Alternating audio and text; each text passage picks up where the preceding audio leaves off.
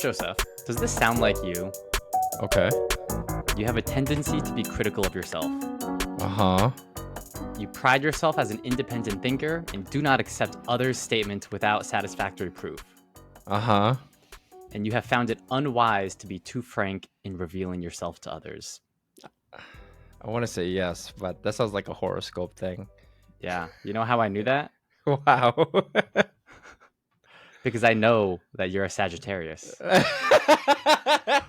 Is that my horoscope? Yeah. Jeez. Or was because I'm trying to exploit the Barnum Effect to scam you out of money. Damn. Welcome to Psych Papers, a podcast of bad Bruh. content where we discuss interesting psychological studies and concepts. And we conduct our own follow-up research inspired by the episode's topics. I'm Chris Cole. I have a PhD in psychology, and this is my co-host, Joseph Tajaran. I'm Joseph.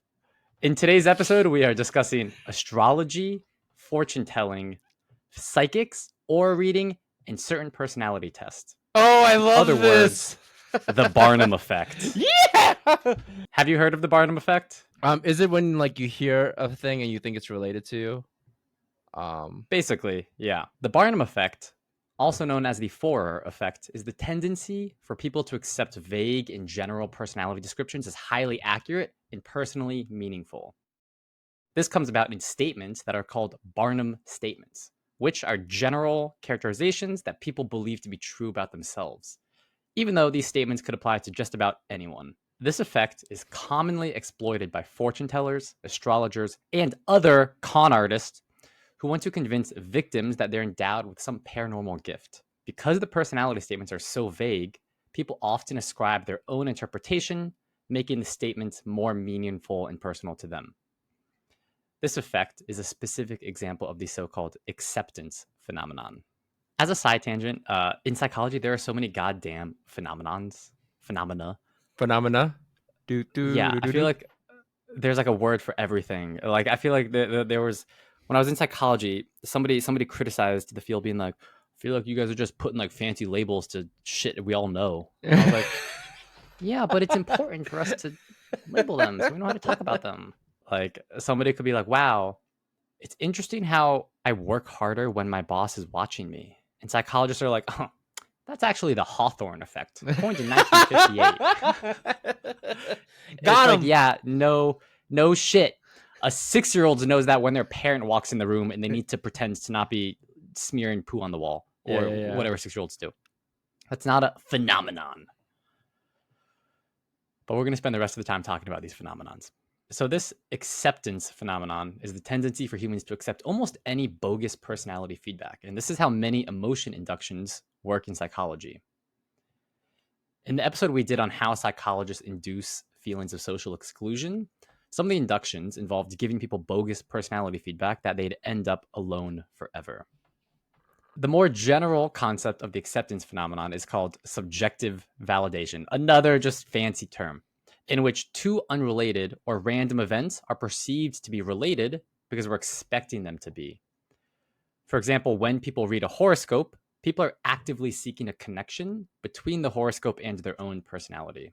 And there was a survey conducted by YouGov in 2022 that found that 27% of adults in the US believe in horoscopes. Do you believe in any horoscopes or astrological signs? No, but it's fun. It's fun That's to. what they say. It's fun They always say. Fun to read. You gonna ruin people's fun, Yeah. Chris? You're gonna rain on people's parade? Yeah. Do you really not like horoscopes? I do not. They are dumb. Didn't you date someone that was really into horoscopes? Yes, and I spent like an hour talking with them, talking about it, and they actually tried to pose an argument that was like, well, and this is probably the most legitimate, like the strongest argument that I've heard for it, and even it was still shit. They were saying that okay, well, imagine if you have a group of people born around the same time, like they're all Sagittarius, so they're all December, whatever birth dates. Wouldn't people growing up around the same time go through similar experiences in life, leading them to have like similar personalities. I was like, oh, that's interesting. No. No. 1 month or a couple days difference in your astrological sign is not going to Have you change your considered fundamental personality. Have you considered socioeconomic paradigms? I know. What if there's one parent in the household? Have you considered the standard of education that the child received? I'm like, that's actually just the acceptance phenomenon and the Barnum Effect. You buffoon. And they were like, all right, and then they ghosted me. So the Barnum Effect also relates to the concept of synchronicity, coined by Carl Jung, Jung with a J. Little Young. Little Jung.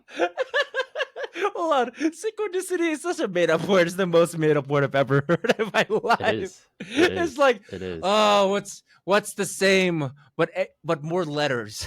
What's the same? But more That's all of syllables? psychology. Yeah. It's got to be at least 3 syllables to get accepted in a journal. Someone's in the thesaurus, just like, okay, I just need to find thesaurus. That's the longest word. Let's use that. Yeah. So synchronicity describes when humans think 2 unrelated events are causally connected, and it's about the disproportionate amount of attention that we pay to coincidences, and not every other time the coincidence doesn't happen. Okay. For example, if you have a dream that the next day ends up becoming true, you might think, oh wow, I like saw a vision in my dream that like it ended up happening. I must, have like seen something. It must have been like a vision or something. But that's the one coincidence. The coincidence is the experience that you pay attention to. You're not paying attention to the thousands of other dreams that you've had that don't end up coming to fruition. Right. So if you roll a dice, 1,000 times, yeah, you're gonna like end up being correct, one of the times. And then those few times you're like, oh wow, I like predicted that in my dream. I saw it. Something happened to me. Yeah, no one wakes up with a bed full of spiders. Yeah. Or you're falling off a building when you wake up. Have any crazy coincidences happened to you, Joseph? Okay. I don't know if this is a coincidence, but I'm gonna say it anyway. So like many kids, I was very embarrassed like all the time. I wanted to make sure everything I did wasn't like out of line and very controlled because I was afraid of looking like a buffoon. So I remember one time I went with my sister bike riding in Santa Monica Pier, and it was fine. We had rented some bikes and we were just riding along, and then for some reason, as we're reaching back to the bike rental to return the bikes, I lose control of the bike. Don't remember happening exactly. So I go and I crash into a bunch of bikes. And I look up and I see these two kids laughing at me. And I'm just like so embarrassed. And then behind them is a bigger shadow. Arnold Schwarzenegger's laughing at Beats. Wait, what? Arnold Schwarzenegger's there laughing. The Terminator? Laughing at me too. Not like, oh yes, very funny, enjoy. It's just like a chuckle, and then he just went to go talk to the guy at Red Bikes. Remember, I live in LA, so these things can happen. Oh damn. That's kind of cool. Yeah. That's cool. That's cool, man. That's a cool coincidence that I found. Yeah. That's a story. Laughing at me. I was like, I was like 8 or 9 or something. I don't know. Man, he definitely told that story to everyone when he went. Yeah, he remembered it. I remember this time. He's like, I can hear him on a podcast and Joe Rogan. There was this young man. Yeah. He watches our podcast. It's him. He's the one that bumped into all the bikes. Honey, come here. This is the stupid idiot. So now that we've discussed 3 different terms for basically the same thing, where does the name come from? The name for the Barnum Effect comes from P.T. Barnum of Barnum and Bailey's Circus. Because of Barnum's reputation for being a master showman who knew how to captivate an audience. The connection to P.T. Barnum isn't because Barnum was a scamster, but rather because of Barnum's ability to create spectacles and attractions that appealed to a broad audience. The Barnum Effect is also known as the Forer Effect. The effect was discovered after the psychologist Bertram Forer conducted one of the classic psychology studies in 1948, which is what we'll be discussing today. Which, by the way, that's the way to go. Name it after yourself. just call it like the Joseph phenomenon or the Tajaran phenomenon. You know, Yeah. the Chris Cole effect, which is Yeah. gonna be your, which is gonna be your It's happening MTV one show. day. Your Yeah, MTV the show. Chris Cole effect. Yo, I'm in the Chris Cole effect, guys. We're in the studio. I already see it. You have your skater jeans on. You have like half pipes in the studio. You do an ollie in your entrance. Oh yeah, yeah. What's up, everybody? I'm Chris Cole. And you're entering the Chris Cole effect. Watch out! Woo! I might get ya. So in Forer's 1940s article, he discusses universal characteristics or personality traits that every single human has, and thus serves no value in distinguishing people from one another. That virtually every psychological trait can be observed in everyone to some degree. For example, second-guessing yourself. It's not in the presence or absence of that trait that humans differ. It's in the relative degree to which this trait dominates their life. Everybody second guesses themselves, but for some people it's no big deal, and for some people it's paralyzing. So, a universal characteristic is one that applies equally well to the entire population, but it lacks the quantitative specification, or how much it dominates their life. And it doesn't provide any accurate distinction between people. So rather than saying, you second guess yourself, to give a quantitative distinction with this statement, on the lowest end, you could say, Joseph occasionally questions his decisions, but generally trusts his judgment. And on the highest end, you could say, Joseph imagines the worst case scenario for every decision he makes, leading to heightened anxiety and stress. Oh my God, are you in my head? You're in the Chris Cole effect right now, baby. Get me out. Yeah, I'm in your head. I'm not getting out, all right? No, he's doing ollies in my head. Yeah. He's doing kickflips, and he won't stop. He keeps failing, he keeps trying it again. He hasn't done it one time. Hey, I'm gonna get it one of these days. These are both second guessing, but have different strengths. We all second guess ourselves to different extents. Except the thing is, when we hear these universal characteristics, we think they're unique in us. Another great example that they even bring up in the paper is when psychology students first read a textbook on abnormal psychology, or they go through the DSM-5, which is the Diagnostic Statistics Manual used to diagnose mental illnesses. Psych students will read symptoms of mental illness and be like, oh my God, I have this. And self-diagnose themselves. Oh no! With no regard to the quantitative frame or the strength of each symptom needed to accurately evaluate yourself. But let's face it, they're psych students, so maybe they have something, you know? They got something all right. Yeah. Yeah. It's not in the DSM-5, but we've yet to discover it yet. Yeah, there's something wrong with all of them. Nerds. Almost every measurement tool for mental illness involves some degree of strength or frequency. It's not just the presence or absence of some symptom. This contributes to how fortune tellers, psychics, mediums, tarot card readers, palm or tea leaf readers, and other con artists can trick people into thinking that they're tapping into something real. They'll make broad general statements with no specificity that could be applied to almost anybody. Like, it feels to me like you've recently gone through a hardship. Am I right? Yes, I've sensed that in a vision. So how did Bertram Forer study the Barnum Effect in 1948? Participants filled out a personality inventory, or a series of questions asking about themselves. A week later, they came back and received descriptions of their personality based on the survey that they took. The kicker? Every participant received the exact same personality description. Study. Yeah. Yep. Classic. It included 13 statements about their personality, such as, you have a great need for other people to like and admire you. Some of your aspirations tends to be pretty unrealistic. And at times, you're extroverted, affable, sociable, while at other times, you're introverted, wary, and reserved. Oh, man, are you in my head? That's me. That's me. Everyone listening right now was like, wait, that's me though. Wait, that's me though, isn't it? Yep. It's the Barnum Effect, baby. It's you. It definitely is you.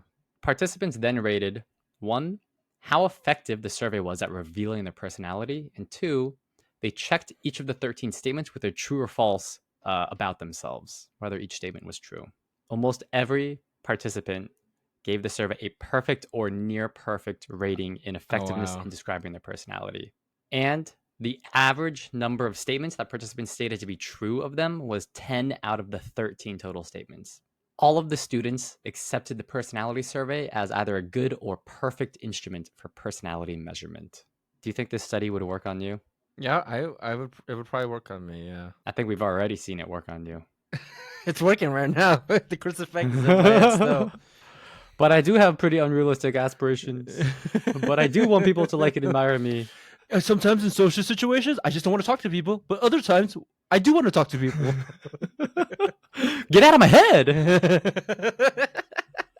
Now, before you say, well, technically the personality descriptions did accurately describe each person, I want to remind everyone the point of the study was to demonstrate the human tendency to be overly impressed by vague statements and to endow the diagnostician, in this case, a personality survey, but in other cases, this could be a so-called medium, fortune teller, or psychic. They endow the diagnostician with an unwarrantedly high degree of insight. These are vague statements that are so broad that they could apply to anybody. Thus, they serve zero purpose in describing anybody. For example, describing someone as, at times, you worry too much. Everybody does this. Everybody worries making too it a much. pointless statement to describe somebody. Yeah. It has no distinguishing ability. And you also give a ton of credibility to the diagnostician. So once they get a couple things correct, quote unquote, Everything else is despite correct. it being correct for every human, you're more likely to trust them, come back to them, and give them more slack if they end up getting something wrong every now and again. This is how people can get wrapped up in seeing psychics and mediums and other scammers. If I want to scam someone, then I just start off with some easy ones up front to get them to reel them in. Yep.